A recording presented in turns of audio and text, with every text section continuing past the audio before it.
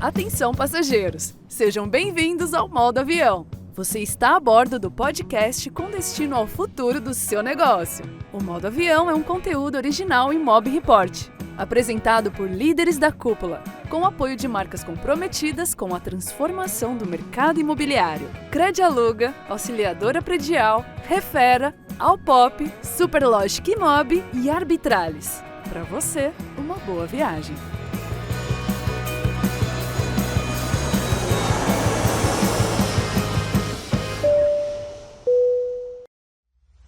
Encontrar bons inquilinos, fechar contratos com segurança e lidar com imprevistos na hora da desocupação não é tarefa fácil. A Credialuga é uma empresa de soluções financeiras criada com a missão de impulsionar as imobiliárias, oferecendo modalidades de garantias inovadoras para o aluguel de imóveis em parceria com elas. O futuro do mercado imobiliário acontece agora e as imobiliárias estão no centro de tudo. Saiba mais em www.credialuga.com.br e conheça o nosso ecossistema de soluções. Credialuga, a garantia locatícia que mais cresce no Brasil.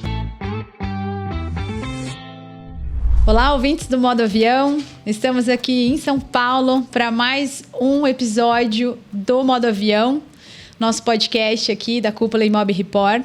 Eu sou a Renata Maciel e hoje tenho o prazer de conversar com o Lucas Cardoso, diretor de operações da JFL, uma empresa de vanguarda no mercado multifamily aqui no Brasil. Lucas, seja bem-vindo ao Modo Avião. Prazer estar aqui. Muito obrigada pelo teu tempo. Lucas, antes de começar aqui com a trajetória da JFL, eu queria que você contasse um pouco sobre a sua trajetória, né? Você já está no mercado imobiliário há um tempo. Conta pra gente como é que começou essa história.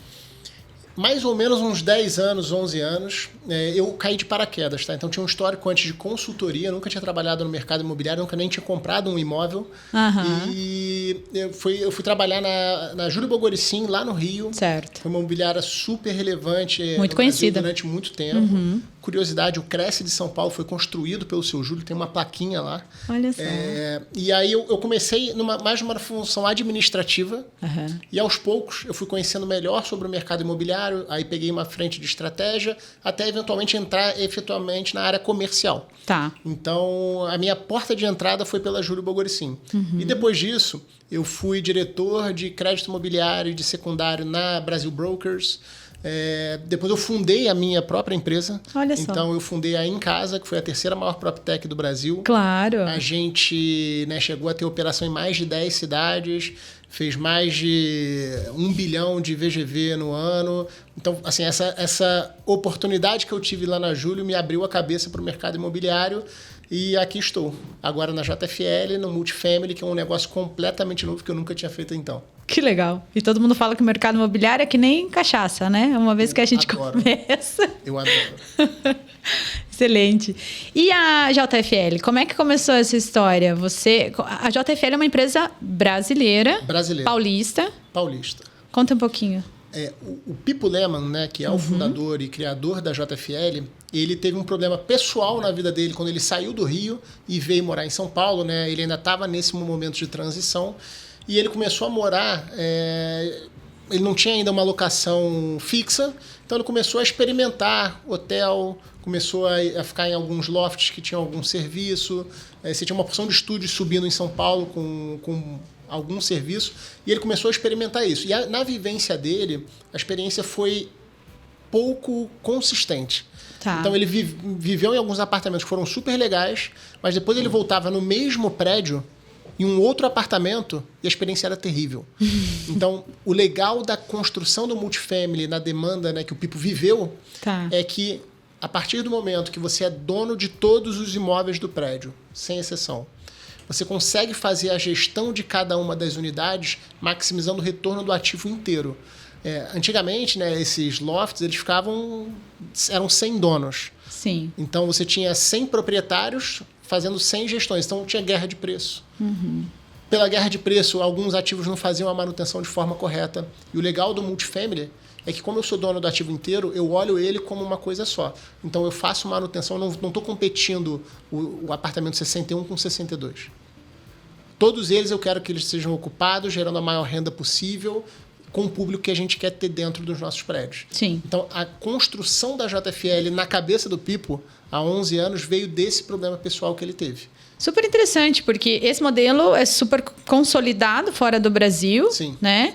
E ele já construiu uma empresa vocacionada para atuar dentro desse modelo. Não foi uma incorporadora que fez, de repente, uma transição mudando a sua forma de atuar, né? A JFL nasceu para isso.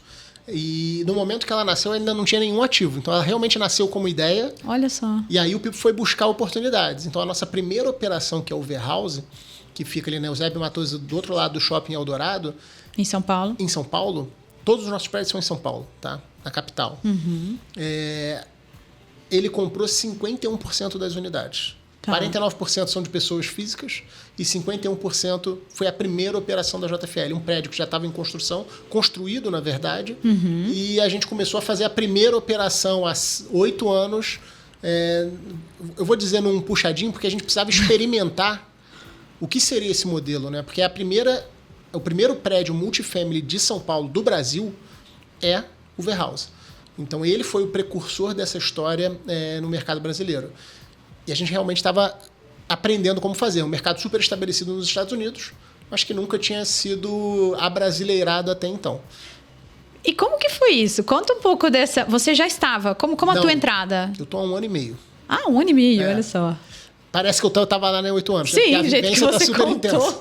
A vivência super intensa. A gente está aprendendo até hoje, tá? Sendo bem sincero.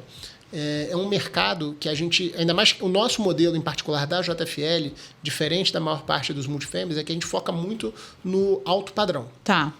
Então, eu bebo um pouco do setor de hospitalidade, eu estou dentro do setor clássico de real estate, que é o aluguel tradicional, e eu tenho um setor de luxo que eu faço essa interseção ali no meio, e o nosso modelo ele é peculiar. Então, eu tenho muitos amenities que nem todo mundo tem, arrumação diária, café. Então, assim, a gente está aprendendo ainda qual é a demanda do nosso morador.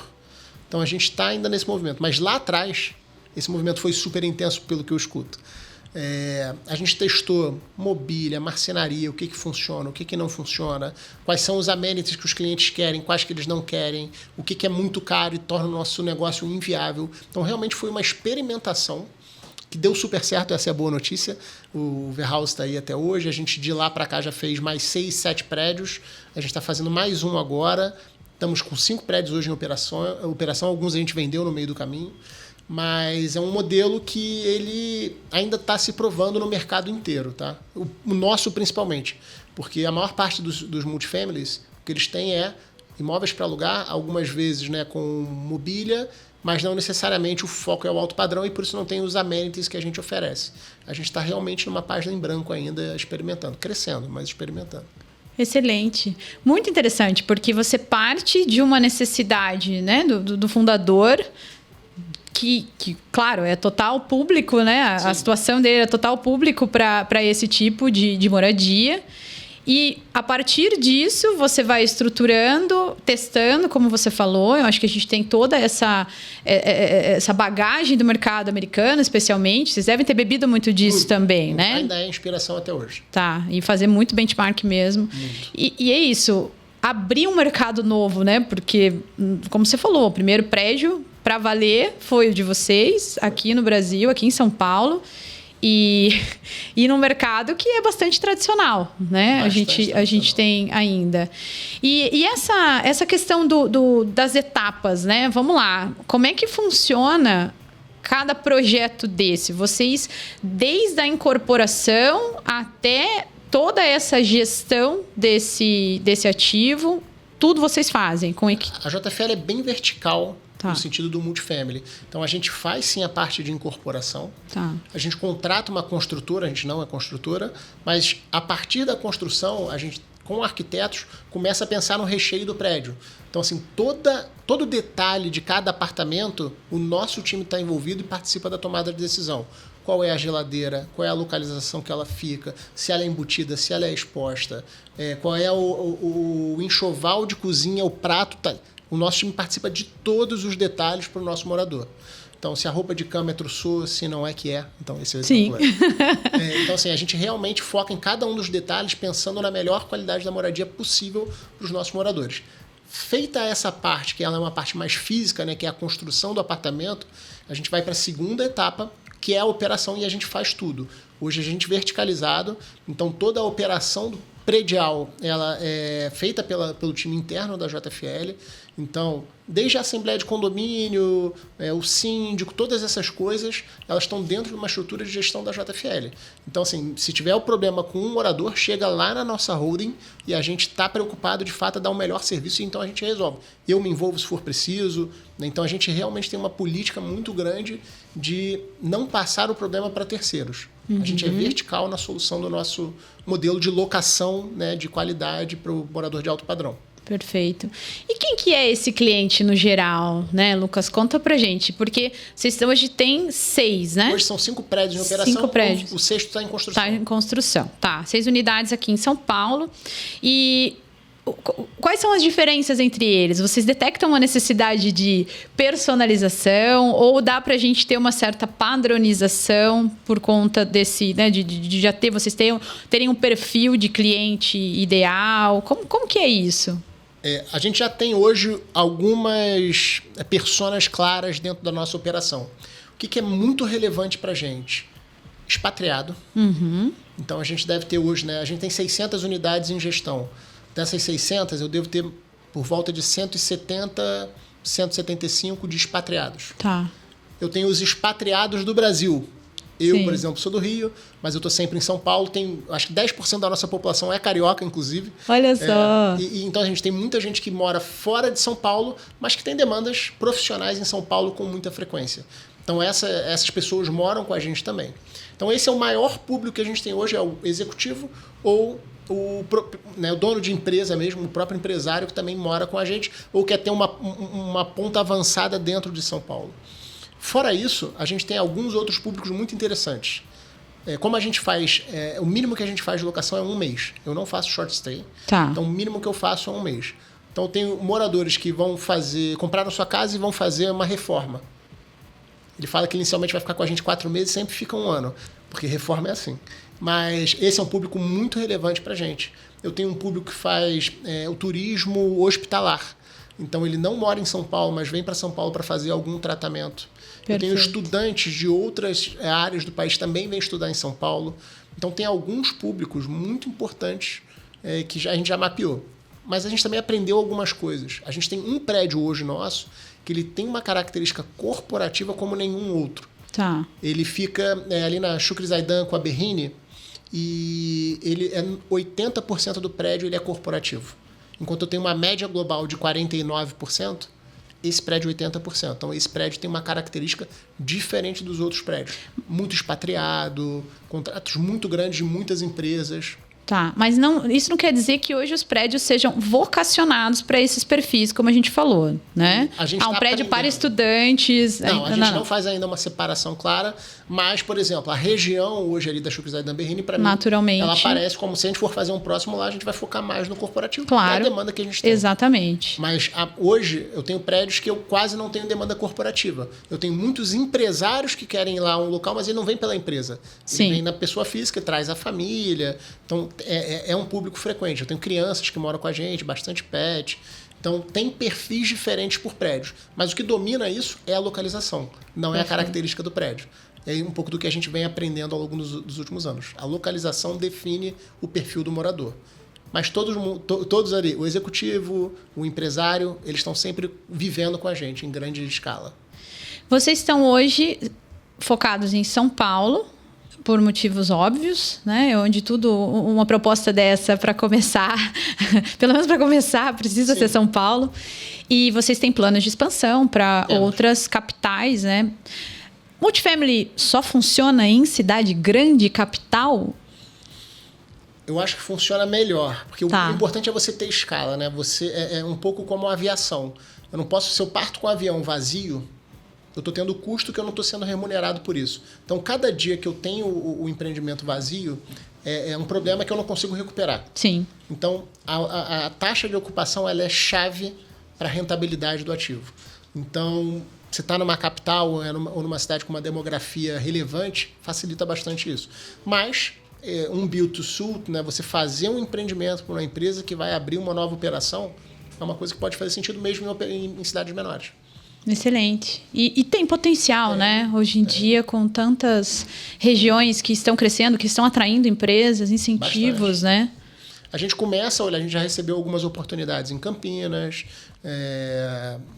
Brasília, Rio de Janeiro. A gente está começando a receber oportunidades de ampliar a JFL para, né, lugares que não são só São Paulo no Brasil. Então, a gente está olhando com carinho. A gente está pesquisando uma boa oportunidade. Ótimo. E o que vocês são pioneiros, como é que está hoje esse mercado em termos de concorrência? Eu imagino que não existam muitas empresas vocacionadas, mas que naturalmente vocês tenham concorrência de locação tradicional e tudo mais. Como é que você está enxergando hoje esse momento para esse público? Quais são as preferências hoje? Com o que vocês lidam? Né? Eu imagino que um dos desafios seja justamente a educação, às vezes, até desse público, né? Ou de outros públicos potenciais, né? Que poderiam... E isso que você falou é o mais importante para mim, que é a educação. É um modelo muito novo ainda, e por mais que o Pipo tenha começado esse conceito há 10 anos, ele começou a operação a 8, mas numa escala mínima, e hoje ele ainda é muito pequeno. Então, São Paulo, por exemplo, hoje tem 1% das locações acontecendo em multifamily com todos os players que existem. Nos Estados Unidos, mais da metade dos moradores de aluguel, das pessoas que vivem em aluguel, moram em um multifamily. No multifamily. Então, assim, a gente ainda está bem inicial. Se eu estou falando dos Estados Unidos, eu estou falando só de São Paulo, 1%. Então, um mercado que ainda vai ser muito educado para esse novo modelo. Então, isso para mim é o mais importante. Hoje a gente não vê que a gente tem um competidor, e não é necessariamente só pelos diferenciais. A gente está no alto padrão, sozinho, com os amenities que a gente oferece. A gente hoje compete muito mais com o mercado tradicional do que com algum outro player de multifamily. Mas o legal é que você vê esse movimento do multifamily sendo relevante cada vez mais no Brasil. Você vê grandes players chegando em São Paulo, né? Você tem a Brookfield, você tem a Greystar, que é o maior operador do mundo, né? Os caras operam quase 1 milhão. E na minha visão, nós somos parceiros, né? A gente está todo mundo nessa educação do mercado para que esse mercado cada vez cresça mais e a gente possa ter cada um sua fatia. E a operação em si é o que vai fazer a diferença para o morador, não a marca, né, necessariamente. Excelente, muito bom. Eu queria entender um pouquinho como é que a opção de vocês por dentro do multifamily segmentar para o corporativo. Hoje vocês têm um trabalho muito forte com empresas que vão precisar de moradia para os seus executivos. Você mencionou, né, na nossa conversa anterior, o quanto que isso já é bastante representativo para vocês, né? Como é que é esse trabalho hoje? Ele tem uma particularidade na estruturação do time de vocês, né? Porque aí você não é uma conversa mais B2C, né? Pulverizada, é B2B. Como é que é essa organização? Eu pergunto isso até porque a gente atende muitas imobiliárias, por exemplo, em todo o Brasil, e falamos muito sobre a importância de ter dentro dos seus times equipes especializadas para conversar, né, com para uma locação comercial, por exemplo, que nesse ponto é parecido, né? Você conversa com a empresa, é B2B. E muitas vezes isso está tudo misturado dentro das empresas, né? Então, você tem alguém ali que atende o cliente final, o B2C, também está atendendo o B2B, e de alguma forma você perde um pouco até dessa conversa, dessa especialização, dessa forma de negociar. É outra forma de trabalho mesmo? Vocês tiveram que mudar a estrutura de vocês para isso, Lucas? Sim, a gente precisou fazer algumas adaptações. Acho que é até interessante como é que a gente mapeou essa demanda, né? Há mais ou menos 1 ano e meio, a gente tinha 10% dos nossos moradores vindo desse setor corporativo, né? Como eu comentei hoje, quase 50%. A gente, quando começou a olhar quem eram os nossos moradores, pessoa física, a gente viu que vários deles eram de empresa, o e-mail que ele dava era o e-mail da própria empresa, e a gente estava fazendo essa captação ainda de clientes através do B2C. Então a gente começou a analisar, o morador está usando o próprio e-mail da empresa, então ele está vindo a trabalho.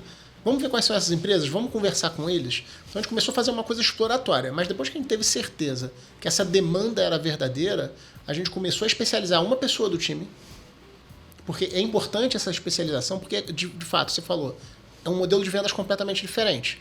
Né? Hoje, o que eu faço com B2C, eu tenho formas de gerar demanda, essa demanda chega, eu tento marcar uma visita, eu faço uma visita, eu tento que a pessoa faça uma proposta de locação, eu faço uma conversão tradicional. Sim. No B2B isso não funciona. O que eu preciso é de uma agenda de alguém que toma decisão para apresentar o modelo. Ó, eu tenho um prédio aqui, o cara pode não ter a demanda.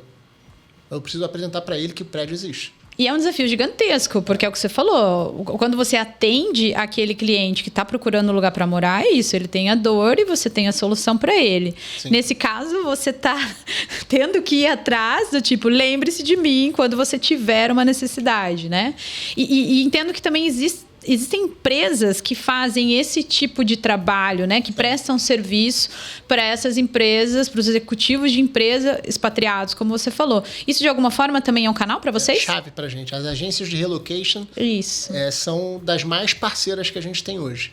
E é super importante isso, né? Porque eu tenho que dar um bom serviço para essa agência de relocation para que ela possa também me recomendar outros clientes que ele vai ter no futuro. Então, é um trabalho de longuíssimo prazo, tá? Assim, isso é importante, porque você não vai ver resultado em 2, 3, 4, talvez nem 6 meses. Mas é um pouco de um processo de fé. Sim. É um processo que você vai especializando e quando começa a surgir uma demanda, 2 demandas, 3 demandas, de repente, se você já tem... não, essa empresa já fica comigo. Você já começa a trazer um outro patamar de empresas a partir daquele momento. E o mais legal para a gente foi aprender que quem toma decisão de moradia na empresa não é necessariamente o executivo. É a secretária executiva, é a pessoa responsável, o travel manager, a agência de relocation. Essas são as pessoas que tomam a decisão. Excelente. Isso é tão importante para o vendedor, porque se você tenta falar com o CEO da empresa, é virtualmente impossível. Se você tenta falar com alguém que tem aquela demanda, não para uma pessoa, mas para 100 pessoas que estão vindo de fora, essa pessoa quer uma solução, ela quer ajuda. Então, a gente começa hoje... Então, assim, hoje a JFL está super envolvida com as agências de relocation. A gente patrocina os eventos de relocation que tem hoje em São Paulo. Eu faço cafés da manhã para as secretárias executivas. Apresento o produto. Essas pessoas querem ajuda. Então, a gente começou a focar num público diferente. E hoje temos 50% da população da JFL vindo do meio corporativo. Porque é esse o decisor, né? Não é a pessoa que vai morar. Ela tem pessoas que auxiliam dentro da empresa e é essa pessoa que você realmente vai ter que conquistar, né? Exatamente. Que construir um relacionamento. Imagina, a pessoa está vindo... A gente teve um contrato, a gente até anunciou há um tempo, o maior contrato de multifamily da América Latina. Né? Foram 70 apartamentos, 28 milhões de reais. Da China. 28 milhões de reais de aluguel residencial. Uau. O chinês não sabe escolher apartamento em São Paulo. Não dá para culpar ele, não sei também escolher nenhum na China. Sim. Então, o que a gente precisou fazer foi falar com as agências e quando a demanda surgiu, a gente estava pronto. A gente tinha um prédio que estava saindo, que ainda ia ser entregue em janeiro desse ano, e eles precisavam de 70 apartamentos. Eu tinha 161. Então, essa demanda ela só foi... A demanda só bateu com a oferta porque eu mostrei isso 4 meses antes. E todas as unidades do mesmo prédio? Todas as unidades do mesmo prédio. Tenho 70 dessa empresa, eles querem mais 14, mas infelizmente o prédio está cheio. Senão poderia ser um prédio exclusivo, podia mudar até o nome do prédio. Podia ser um build-to-suit perfeito para eles. Acho que eles gostariam. Excelente. E o prazo, normalmente, dessas locações? Qual é o prazo médio? Hoje, a média que a gente tem de novas demandas é de 4 a 5 meses inicial. Então, ele chega com, quero ficar 4 a 5 meses, mas às vezes estende mais 1, mais 2. Acaba que, na média, a gente fica com 9 meses de contrato médio. De contrato. Começa com 4, 5, mas aí pede uma extensão, vai ficando. Tem gente que desiste de ir para casa que ia comprar, fica morando com a gente para sempre, bota para alugar a casa que eles iam reformar para morar. Olha Acontece. Só. Excelente. Eu queria falar agora de um outro público que eu imagino que seja bastante importante para você, que é o investidor, né? Como é que vocês hoje organizam esses projetos, né? Para cada um deles, vocês trabalham como fundo de investimento? Como que é essa organização? Hoje, a maior parte dos nossos prédios ela foi construída a partir de um CRI. Tá. Então, a gente levantou a dívida, né? O Pipo botou a parte do capital, né? Como empresa, e a gente construiu. A gente tem, sim, hoje um prédio, o próprio warehouse que eu comentei com você antes, ele é um prédio que a gente tem hoje participação dele, 75% do prédio das nossas unidades estão dentro de um fundo imobiliário. Então, ele gera renda, a gente até está vendendo algumas unidades, mas ele está dentro de um fundo imobiliário. A gente pensa, assim, para o futuro, em criar uma estrutura maior de fundos imobiliários, que eu vou botar todos os prédios da JFL lá dentro e, eventualmente, trazer um sócio minoritário, né? Até porque hoje o Pipo ele vive, né? Ele gera o resultado da JFL é renda e, eventualmente, vai querer fazer alguma saída, algum movimento. Isso é mais fácil se estiver numa estrutura de um fundo imobiliário. Mas hoje a gente basicamente está com todos os ativos, um CRI relacionado àquele ativo e capital próprio. A gente ainda não está dentro de fundo imobiliário em quase só o warehouse. Tá. Eu fiz essa pergunta até porque grande parte dos ouvintes aqui do Modo Avião são imobiliárias, são corretores, né? E eu imagino que possa haver, se é que já não exista, bastante sinergia no trabalho hoje que vocês fazem com esse público, né?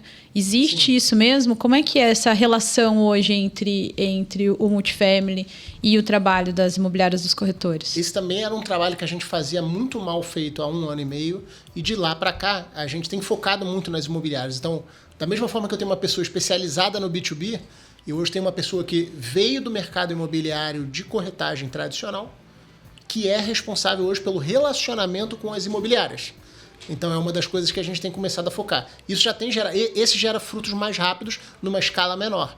Mas eu tenho hoje uma porção de corretores que já trabalham, já apresentam clientes para a gente, que fazem contratos de locação até acima daquele padrão, né, de 9 meses que eu comentei, o que para a gente é ótimo. E o corretor ganha uma baita comissão. Como o meu é alto padrão. É alto padrão. Eu já paguei comissão de R$75 mil de aluguel. Olha só. Então, assim, a gente está começando mais ou menos há 6 meses se dedicar mais a essas parcerias com imobiliárias e todas as que tiverem interesse em conhecer mais a JFL estão super convidadas para conhecer. Mas, naturalmente, faz mais sentido também trabalhar com imobiliárias que sejam como vocês, vocacionadas, né, para esse público. A gente defende muito na Cúpula, né, a importância de analisar a forma de trabalho em nicho, né? Existem diversos tipos, seja por região, seja por perfil do público, seja por ticket. Mas eu acredito que essa soma desses esforços, né, vai trazer resultados melhores para os clientes e, naturalmente, para essas empresas parceiras, né? Sem dúvida. A gente tem focado bastante nisso. Então, a gente foca muito nas imobiliárias de alto padrão, que já tem o cliente, às vezes tem a demanda e a oferta que está disponível no mercado de alto padrão, não é que ela não é boa, ela é restrita. Então, às vezes, para uma demanda de um cliente, você vai ter 3 apartamentos, 4 apartamentos que servem para ele em São Paulo. Então, a JFL, né, e o multifamily de forma global, mas no alto padrão, a gente acaba sendo uma solução porque o que eu só tenho oferta. Então, eu tenho hoje 600 apartamentos que vão de 36 metros quadrados a 431 metros quadrados.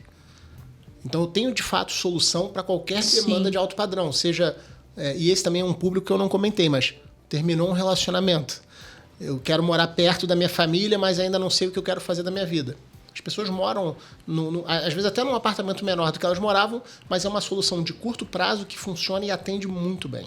Aquela pessoa ela não tem que ficar fazendo gestão do ativo. Está tudo resolvido para ela. Que interessante. Realmente, isso acontece toda hora, todo dia, né? Normalmente, numa família, né, um casal que se separa, a maior parte das vezes é o homem que sai, e uma solução como essa, né, como você falou, para estar perto dos filhos, para poder contribuir, fazer a gestão enquanto se reorganiza, é uma solução excelente, né? E ele não faz a gestão do ativo. Isso eu acho que é uma coisa mais importante. Na JFL, a gente tem uma coisa que a gente chama do pacote locatício. Você paga um boleto. Nele você tem o aluguel, o condomínio, água, luz, gás, IPTU, internet, TV, academia, arrumação diária, café da manhã. Tudo isso é um boleto. Então a internet caiu. Não é um problema seu fazer essa gestão. É nosso. Eu faço a gestão do prédio inteiro. Quebrou uma coisa na sua maçaneta. É uma gestão minha. Você não precisa agora eu tenho que resolver minha maçaneta lá de casa. Vou pegar o telefone, mas eu não sei para quem ligar. Então, a gente, de fato, cuida da pessoa e do ativo para que ela possa viver a vida dela. O ativo deixa que a gente cuida. Então, para esse público, isso ainda é melhor. ele não precisa se preocupar com nada do ativo. Não tem que ligar para a internet que não está funcionando, é todo trabalho nosso. Um pacote, é um boleto. Nem mais de um boleto, você vai, ih, já paguei esse boleto, já paguei. Não, é um boleto só, tudo dentro. Excelente.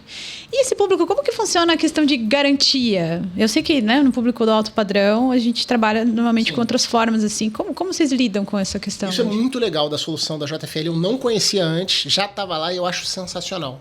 A gente hoje não trabalha com garantia, mas a gente usa como garantia o pagamento antecipado. Então, para você morar, você tem que pagar. Certo. Em geral, você vive e paga no final do mês. A gente inverteu essa lógica. Então, todo mês, a pessoa paga e usa. Paga e usa. E aí, nisso, a nossa inadimplência é super baixa, até pelo perfil, né, do público. E se eu não, por algum motivo, algum inadimplente, para eu fazer a saída dele é muito mais fácil. Porque se eu tenho a garantia, eu tenho que executar a garantia, captar esse dinheiro, mas ele continua morando lá. Então, com isso, eu consigo fazer o despejo de forma mais rápida. Mas hoje, a nossa inadimplência é muito baixa. Sim, imagino, né? Dentro desse público não mas seja a gente inverteu a lógica. Sim. Paga e usa. Paga e usa. Excelente. E na frente, né? Você falou com as imobiliárias ali. Hoje, todas essas unidades são da JFL. A gente não está trabalhando... vocês não têm projetos de venda, né? A gente tem uma propriedade hoje que a gente está em venda, que chama Casa dos Ipês, fica no Jardim Paulista, 600 metros do Parque Ibirapuera, incrível localização. Mas, de novo, a gente não faz incorporação para venda para viver, a gente faz por oportunidade. Esse é um caso clássico disso, é um projeto super diferente, a gente faz porque a gente acredita que aquilo é uma boa oportunidade. Mas hoje a gente só tem esse ativo à venda como uma incorporação para venda. E o warehouse que eu comentei, o fundo deliberou recentemente a venda das unidades. Como a gente só tem 25%, a gente também está fazendo a venda das unidades do warehouse. Mas o nosso foco, multifamily, a gente tem 5 em operação, vamos fazer o 6º. É um pouco do que a gente olha para o nosso futuro. Chegar a 10, 12 prédios, talvez em breve. Perfeito. Lucas, e os desafios, né? Quais são os maiores desafios assim, para uma operação multifamily hoje? E o que vocês estão vendo também para o futuro? Como que vocês estão se preparando para lidar com esses desafios? Para mim, o maior desafio hoje é a gente ter a manutenção de ocupação alta. Hoje a gente está com 88% de ocupação. Então, a gente já está no patamar legal. Não vai subir muito daí, né? Você tem uma reserva técnica de apartamentos para... Preciso fazer uma movimentação, tenho que fazer manutenção em algum apartamento. Então, a gente já está perto ali do limite. Mas é importante que isso continue sendo uma das coisas mais importantes para o multifamily. A vacância é o que pune o retorno financeiro. Sim. Então, esse é o primeiro ponto. E, para mim, o segundo, que é de longe o mais importante, é a qualidade do serviço que o meu morador tem. Porque o que eu mais quero, e hoje, felizmente, a gente tem, é baixo custo de marketing. Se eu ficar dependendo muito da mídia paga, do Google, do Facebook, porque eles funcionam e são ótimos, né, para você gerar novas demandas, o meu custo de aquisição fica muito caro e meu custo de rentabilidade do ativo fica muito alto. Então, hoje, do que vem do B2C, quase que 90% das novas demandas mensais vem de recomendação. Então, a gente garante muito que a experiência do nosso cliente é incrível para que ele retorne ou indique. Porque esse público de alto padrão adora indicar amigos, familiares, eles indicam muito. E a gente foca muito nessa experiência. O NPS, né, como qualidade de serviço e recomendabilidade do produto, é o nosso indicador-chave para retenção. Então, eu vejo isso como desafio para o multifamily, que é um público cada vez mais demandando qualidade, mais amenities, serviços, e a gente tendo que acompanhar essa movimentação que está super dinâmica e, ao mesmo tempo, dar um serviço pessoal. A gente não gosta de dar um serviço impessoal, a gente não gosta de comparação com hotelaria. A hotelaria é ótima, mas você vai ficar 1 ou 2 dias. A pessoa não precisa saber seu nome. Todo mundo que trabalha no prédio lá, a gente orienta, você tem que saber o nome, ajuda, e a criança está lá, não tem problema. É um serviço pessoal, você está no seu prédio, você está na sua casa, na sua moradia. Então, a gente foca muito nessa experiência para uma visão de longo prazo, de eu não depender de mídia paga para fazer novos clientes. Nesse ponto, vocês têm toda essa equipe, como você falou, inclusive para o atendimento naquele prédio, naquele determinado empreendimento, é 100% de vocês. 100% nosso. E aí é todo um trabalho que você consegue garantir essa qualidade de serviço, porque você cuida de toda a formação dessas pessoas, treinamento, né, reciclagem e tudo mais, né? 100%. E essa questão de mão de obra hoje tem um impacto muito grande. Como é que vocês formam isso? Onde vocês bebem, né, para preparar, desenvolver essas pessoas e reter, né? A gente gosta muito de pensar na JFL como uma empresa formadora de novos talentos. Por que a gente gosta de pensar assim? Como você comentou no início, o nosso pioneirismo na plataforma de multifamily no Brasil, principalmente quando eu alio essa parte de amenities que a gente tem hoje dentro da JFL, a gente é uma operação única. A gente não é hotel, a gente não é um aluguel tradicional, a gente não é um multifamily também super tradicional. Então a gente foca muito mais nos soft skills e garante que o treinamento, que as pessoas lá dentro estão motivadas, que elas estão entendendo a cultura da empresa. Então a gente gosta de formar muita gente. Uhum. Então hoje a gente não tem tanta preocupação necessariamente, claro, a gente histórico, mas é muito qual é o soft skill. Se essa pessoa tem uma tendência à hospitalidade, é muito mais fácil de eu treinar ela para fazer as coisas eventualmente mecânicas. Exceto a arrumação, né, diária dos apartamentos, que tem uma questão técnica importante, aí sim a gente vai para um aspecto mais técnico. Mas assim, de forma geral, eu tenho um time que veio de hotelaria, porque já tem a parte de hospitalidade servida, que é o que a gente mais foca. Sim. Eu tenho um time que conhece muito de facilities, manutenção, porque o prédio demanda muita coisa de manutenção. É um trabalho infinito de ficar acertando as coisas que não estão funcionando, fazer uma nova cotação, sair uma nova tecnologia, vai reduzir custo, não vai? Então, a gente foca muito em pessoas que têm adaptabilidade dentro do multifamily, né? Uma visão de facilities e hospitalidade. São as coisas mais importantes. Interessante você trazer esse tema da tecnologia, até quando a gente está falando das pessoas que são fundamentais para qualquer negócio, para qualquer operação. Mas eu queria entender isso. Que impacto que tem, né, a tecnologia hoje, o quanto ela é fundamental para o negócio de vocês? A gente sabe que tem pontos de contato, eu sei que não é a mesma coisa, mas tem pontos de contato com serviços como Airbnb, por exemplo, que fazem, né, uma locação flexível, que a gente fala, não necessariamente de curtíssima temporada, né? E que são muito focadas em tecnologia, precisam dessa tecnologia para fazer funcionar. Isso, de alguma forma, vale para vocês também? Ou justamente por toda essa diferenciação, por nós estarmos falando de uma empresa voltada 100% para um público de alto padrão, vocês entram numa espécie de atendimento artesanal ao ponto, né, de não ser dependentes de tecnologia para fazer tudo isso acontecer? A gente não depende de tecnologia. Respondendo diretamente, Sim. A gente não depende. A gente usa pra caramba. Ferramenta, principalmente não para fim. as coisas que escalam. Perfeito. Então, vou dar um exemplo. O atendimento inicial do meu cliente hoje ele é feito através de inteligência artificial. Então, tem a Julie, que é o nosso robozinho, e ela é ótima, incrível, faz um baita atendimento, e assim que tiver qualquer coisa mais clara, ela já passa para um vendedor. Porque ainda tem muita gente que explora, que eu quero morar, por exemplo, em Minas Gerais, mas eu não tenho operação ainda em Minas Gerais. Então, ela ajuda a qualificar minimamente. Então, são coisas que dão escala. A partir do momento que a gente precisa de pouca escala, eu tenho 600 apartamentos hoje, né, como eu comentei. A gente prefere dar o atendimento personalizado, bem pessoal mesmo. Então, você vai tomar café da manhã lá com a gente, inclusive você está convidada. Obrigada. A Ana, por exemplo, que trabalha no nosso café da manhã, ela sabe o nome de todas as crianças. Ela brinca. Já vi. Segura ela aqui um pouquinho que eu vou só em casa pegar o nome. Ela fica com a criança. Realmente é um atendimento que a gente quer dar de casa. E para isso, claro que tecnologia ajuda, mas a gente não depende dela. Ela não é um fim, né? Ela é uma ferramenta, é um meio que ajuda com que as pessoas consigam fazer o que elas têm de melhor, né? Que é essa atenção, esse cuidado personalizado. Mas tudo que precisa de escala, ou que acaba tendo erro humano, a gente tende a substituir o máximo possível para poder focar no que importa, que é o atendimento. Excelente. Falando desse serviço que você comentou, quantas pessoas hoje estão envolvidas na administração dessas 600 unidades? Vamos lá. Na holding, a gente tem mais ou menos 60 pessoas. É pouca gente.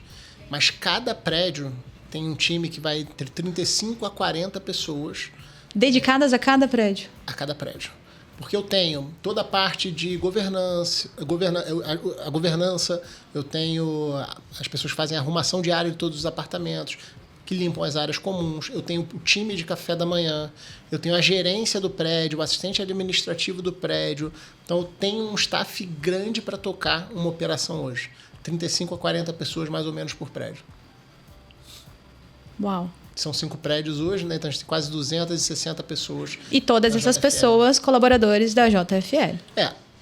Parte dessas pessoas estão dentro da estrutura do condomínio. Sim. O condomínio é da JFL, né? Sim. As unidades são da JFL, mas elas são eventualmente contratadas por dentro do condomínio. Perfeito. Mas sim, sob a gestão JFL. Perfeito, excelente. Muito bom. Eu queria, né, me parece que é muito importante destacar aqui o quanto que é admirável uma empresa nascer vocacionada, ela é muito resultado de uma experiência. Isso não é tão diferente do que acontece no dia a dia de incorporadoras, por exemplo, que elaboram seus projetos muito em cima do perfil do dono, do que ele acha, do que ele vive, ok? Mas, nesse caso, vocês conseguiram levar, né, a partir de uma necessidade, sim, que surgiu com o dono, levar isso para uma organização inspirada em uma prática fora do Brasil já bastante consolidada, entendendo muito o que o público daqui da cidade de São Paulo e que vem de fora precisa, valoriza, e estruturaram tudo isso para dar um serviço que faz com que as pessoas tenham menos trabalho para organizar a sua moradia, seja ela pelo tempo que for ali, mas que se sintam em casa. Né? Essa acho que é a proposta. Você resumiu melhor do que eu poderia fazer. Mas é isso. O nosso foco é que a gestão do ativo não seja um problema para você. Uhum. E isso é muito importante para o futuro da JFL. A gente não pode perder essa essência, porque isso é o que define, é o que o nosso morador quer. A gente faz pesquisa. É o que eles dizem. Eu gosto daqui porque eu não tenho trabalho com o ativo. Eu desço, a academia é completa, inteira, não tem muita gente. Eu saio para trabalhar, eu volto, a louça tá limpa. Então, assim, realmente é para cuidar. Gosto muito disso, porque tem muita sinergia com a própria atuação da Cúpula, né? Nós também somos uma empresa que não nasceu nichada, mas optou por nichar dentro do conhecimento que fomos adquirindo no mercado imobiliário. Claro, um gosto do fundador também pelo mercado. E é isso, buscando entender, aprender e oferecer naturalmente com isso o melhor serviço, e muito essa coisa de receber, de tentar fazer com que as pessoas se sintam à vontade, né? Nós temos o Cúpula Summit, o nosso grande evento ali, que marca isso, né? Uma característica muito forte da Cúpula, que é isso, fazer com que as pessoas se sintam em casa. Nós recebemos essas pessoas em Curitiba durante 2-3 dias e procuramos dar para elas isso. E é muito gostoso ter esse feedback, né, de quem participa também. Então, gosto muito da proposta de vocês, porque eu acho que vem total ao encontro do que a gente acredita, né? Sim. Excelente. E eu gosto muito de pensar, quase qualquer negócio, a gente pensar a estratégia da operação para cima e não da estratégia para a operação. E então, a gente vive o dia a dia dos prédios. A gente sabe o que está acontecendo e, a partir dali, eu tenho insumo para definir estratégia. Eu costumo falar que ideia boa, todo mundo tem. Sim. O problema é a execução. Exatamente. O problema não é de ideia boa. Quase toda ideia que uma pessoa capaz vai te dar, ela é boa. A execução é a diferença de um negócio para o outro. Então, a gente vive isso na veia na JFL. Por isso que eu falo, se precisar, eu atendo, eu falo com o cliente, eu faço comercialização, eu resolvo o problema. Porque se eu não fizer isso, eu não consigo ter a proximidade com o meu time para entender os problemas que eles têm no dia a dia. E é isso, né? Nosso negócio são as pessoas em todas as etapas delas, né? Clientes, equipe, e é para elas realmente que a gente precisa se dedicar. Para a gente finalizar, Lucas, conta para mim o que vocês estão pensando para o futuro. Nós falamos um pouco antes, né, dessa ideia de expandir para outras capitais. Como que é essa organização hoje da JFL? Hoje, certo, o que a gente tem um novo prédio em construção. A nova operação começa no primeiro semestre de 2027. Ele fica na Alameda Lorena com Consolação, localização maravilhosa nos Jardins. Vai ser um prédio incrível, 86 unidades, vai ter uma unidade de 360 metros quadrados, piscina, churrasqueira, vistão, pé direito triplo, linda. E a gente agora começa a explorar os próximos edifícios que a gente vai construir. Então, acho que Brasília o Distrito Federal, acho que é um ponto importante. Tem muita gente com demanda de moradia que não mora lá, vai toda semana, tem que voltar. É o nosso core business para esse morador. Rio de Janeiro, a gente também olha com algum carinho, mas eu tenho muito problema de construção porque eu tenho pouca oportunidade de prédios grandes. A gente precisa de uma operação grande para eu diluir todo esse custo fixo de 35 a 40 pessoas. Mas hoje a gente está muito focado. Ainda tem mais oportunidade em São Paulo. A gente ainda olha São Paulo com carinho e Brasília eu diria que seria um outro caminho mais natural nos próximos anos. Excelente.